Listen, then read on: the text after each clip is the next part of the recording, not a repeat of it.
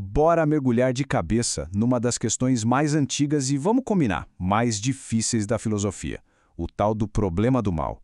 E a gente vai fazer isso pelos olhos de uma das mentes mais brilhantes da história, Santo Agostinho. Para a gente começar, é fundamental entender que isso aqui não era só uma questão teórica para Agostinho, sabe? Como ele mesmo admite, era uma angústia pessoal, um tormento real que o fez buscar respostas em tudo que é lugar, até mesmo no que era considerado heresia na época.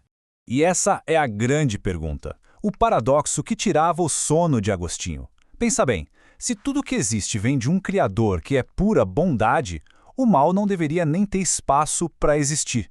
Mas a gente sabe que ele existe, tá aí. Como é que a gente concilia essas duas coisas? Para desvendar a solução que Agostinho encontrou, a gente vai seguir os passos dele. Vamos começar com a primeira resposta que o atraiu, depois passar pela virada de chave que ele teve e, por fim, ver o impacto gigantesco que o pensamento dele tem até hoje. Ok, vamos lá. A primeira grande resposta que Agostinho abraçou foi a do maniqueísmo. E não foi algo passageiro, não. Ele seguiu essa doutrina por 9 anos. A visão de mundo dos maniqueus era, basicamente, um grande duelo.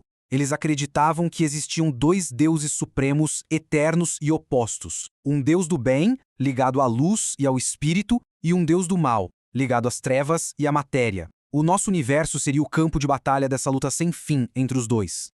Dá para entender por que essa ideia atraiu o jovem Agostinho, né? O maniqueísmo dava uma resposta bem direta. O mal não vem do Deus bom, porque o mal é outra força tão poderosa e antiga quanto o bem. E olha, isso trazia um certo alívio, porque tirava o peso da responsabilidade das nossas costas. Se a gente tem uma alma má que nos força a fazer o mal, a culpa não é nossa, certo? Só que, com o tempo, essa solução parou de fazer sentido para Agostinho. Ela negava uma coisa que para ele era fundamental, a nossa liberdade de escolha, o nosso livre-arbítrio. E é aqui que o jogo vira. É o momento da grande sacada de Agostinho. Influenciado por outra corrente filosófica, o neoplatonismo, ele vai redefinir completamente o que a gente entende por mal. Essa aqui é a pedra fundamental de toda a argumentação dele. O mal não existe por si só. Pense assim, a escuridão não é uma coisa, ela é só a ausência da luz. O frio é a ausência de calor. Para Agostinho, o mal é exatamente isso, a ausência do bem. Deus criou apenas coisas boas. O mal aparece quando essa bondade é corrompida, diminuída. O mal não é um ser, mas uma falta de ser.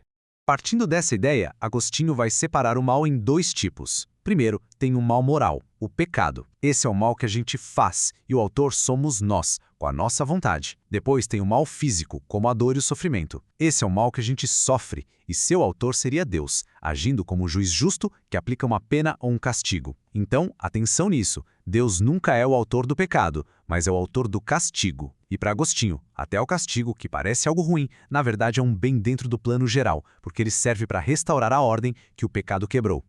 Então, se o mal moral não é uma substância e não foi criado por Deus, ele vem de onde? Agostinho aponta para um único lugar, a nossa própria vontade. Esse conceito é um pouco sutil, mas faz toda a diferença. Pensa numa causa eficiente como um artista que esculpe uma estátua. Ele ativamente cria algo. O pecado não tem uma causa assim. Ele tem o que Agostinho chama de causa deficiente. É como um erro de cálculo que faz uma ponte desabar. O erro não criou a fraqueza. A fraqueza é a falta da força que deveria estar ali. Do mesmo jeito, a vontade não cria a maldade do nada. Ela simplesmente falha em se manter no caminho do bem. E o processo do pecado acontece exatamente assim. Não é uma força do mal agindo. É o movimento de uma coisa boa, a nossa vontade, que se desvia. O pecado é uma desordem. É escolher amar um bem inferior, tipo dinheiro, poder, prazer, mais do que o bem supremo, que seria Deus. É inverter a ordem natural das coisas. Então, o ponto central é esse.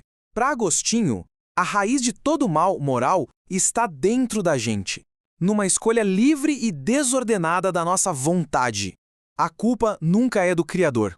Mas a análise dele não para por aí não. Agostinho vai ainda mais fundo e faz uma distinção importantíssima entre a capacidade de escolher e o poder de fato, fazer o bem. Presta atenção nessa diferença, porque ela é vital. Ter livre-arbítrio é ter o poder de escolher, de dizer sim ou não. Mas ter liberdade, no sentido mais pleno, é ter o poder de escolher e realizar o bem. Agostinho vai dizer que, depois do pecado original, a vontade humana ficou meio doente, enfraquecida. A gente ainda tem livre-arbítrio, mas não consegue mais alcançar a verdadeira liberdade sem uma ajudinha extra, a graça de Deus. E como essa ajuda funciona? Um dos jeitos é pela iluminação divina. É como se Deus acendesse uma luz dentro da nossa mente, nos ajudando a enxergar o que é verdadeiro e bom. Essa luz não força a nossa vontade a escolher o certo, mas ela ilumina o caminho, dá uma clareada nas ideias para que a vontade possa fazer uma escolha melhor. A gente precisa entender que essa solução de Agostinho para o problema do mal não ficou só na teoria. Ela simplesmente moldou o pensamento de todo o mundo ocidental. O impacto foi gigantesco, sério. As ideias dele viraram a base para séculos e séculos de teologia, de filosofia e até de política. Esse foco na vontade, na intenção por trás da ação, mudou para sempre o jeito da gente pensar sobre moralidade. E a defesa que ele fez da bondade de Deus, mesmo com o mal existindo, continua sendo um dos argumentos mais fortes e influentes de todos os tempos. E a gente termina com essa reflexão. A análise de Agostinho coloca um poder e uma responsabilidade enormes na nossa vontade. Se a nossa capacidade de escolha é a fonte de toda a bagunça moral do mundo, será que é nela também que mora a força para a gente se reorientar para o bem, para encontrar a redenção? É uma questão para se pensar.